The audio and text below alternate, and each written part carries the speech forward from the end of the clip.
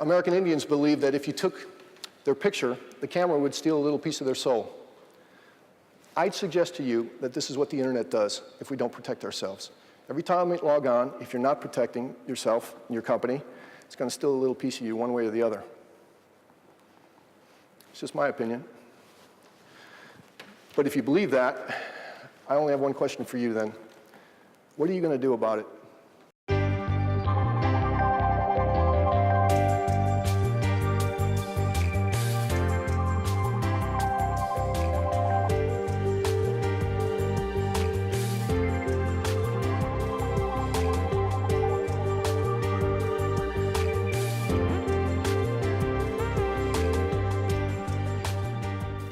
As a government, we encourage everyone to make full use of the internet, but we are determined to ensure that it is safe and a trusted place.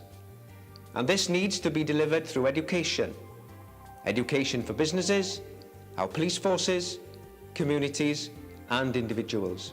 Cyber criminals are highly resourceful and technically astute, and they are forever one step ahead of the game, finding new ways to attack and compromise your business. For example, website hacking, screen scraping, and tab napping are three recent phenomena causing very serious problems. Last year, we estimate that Welsh businesses suffered a loss of 393 million because of e-crime, more than double the loss of the previous year. It tells us that we have growing vulnerabilities and that criminals are exploiting those vulnerabilities. E-crime costing Wales now close to £400 million a year and costing the UK economy £10 billion a year as we speak. Database theft is the theft for the public sector. Theft of personal data, names, addresses, dates of birth, and sensitive data, race, religion, medical information. These are big business for identity thieves, and they make a lot of money from it. We want Wales to be at the forefront of the digital economy, but we know that as we move towards that environment, trust and security becomes increasingly important. For every organisation in this room, there's a risk management decision. And that risk management decision is, what is our business? So what do we want to do? What's the function of what we do? The next question is, what level of security do we need to actually function in that way? And the third part of it is, how much money have we got to secure our business? And there's an awful lot of SMEs with no security, and they really don't want to do it. There are many blockers. They have no money. They're too busy. They have a very short-term focus. They have an aversion to any kind of paperwork or bureaucracy. They don't know what needs to be done, and they don't want to find out. They don't think it's important. They think it's someone else's problem, something for the techies, and they're happy to take the risk that nothing bad will happen. I'm listening to Bruce Springsteen, and I thought, okay, that's it. This guy's got it, okay? Our pain, our security pain with the internet, with this promised land that we call the internet, it's in our heads, okay? I think what we have is a certain expectation. We log on to the internet, you and I both, and we have this innate expectation that someone's going to take care of us, right? Someone will take care of us. The same expectation we have when we use public transport, when we board a plane or get on a train. Education and awareness will only get you so far, all right? In fact, it will probably get you very far. But there will come a time where a certain level of investment around security controls will need to be made.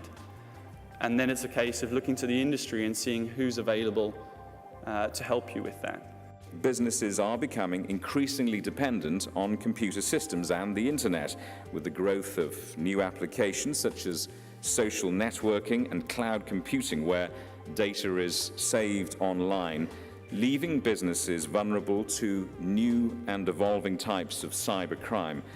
All software, everything in your environment has to be secured.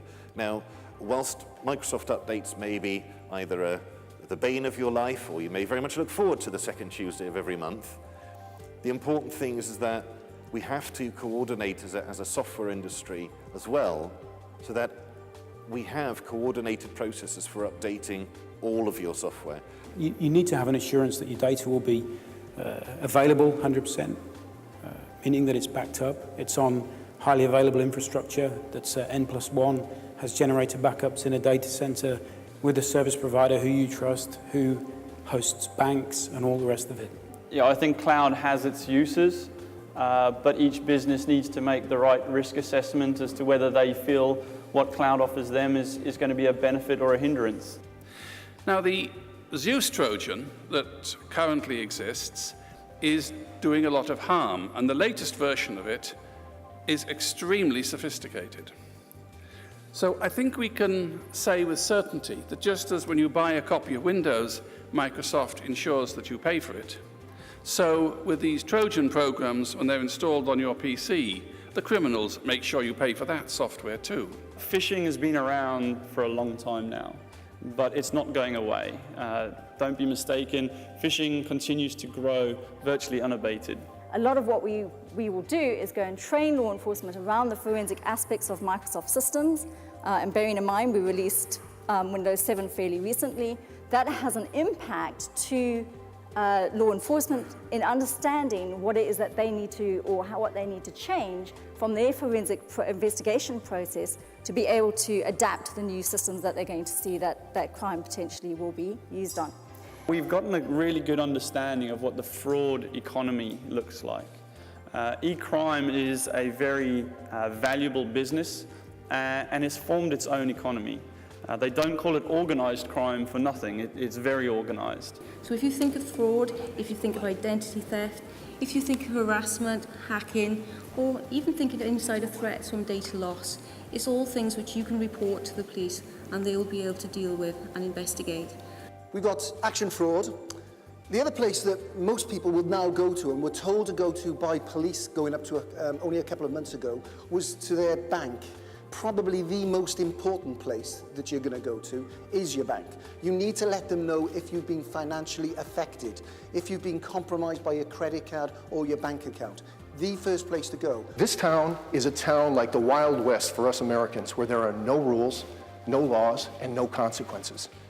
Do you understand that when you log on, as a business or an end user? Do you understand when you send your dog off to town that that's the town he's going into? I don't think you do. I know I don't, and I do this for a living. I got to constantly remind myself, this promised land is not what it seems.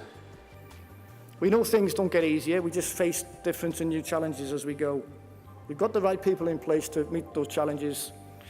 They'll get the job done for you. So finally, once again from me, a big thank you to my colleagues on the eCrime Wales Partnership, to the WAG team, to our sponsors, and to all of you people here today. It's been a pleasure and a privilege to work with you and to serve you, and I wish you all good luck for the future. Please stay safe, both online and offline. Thank you.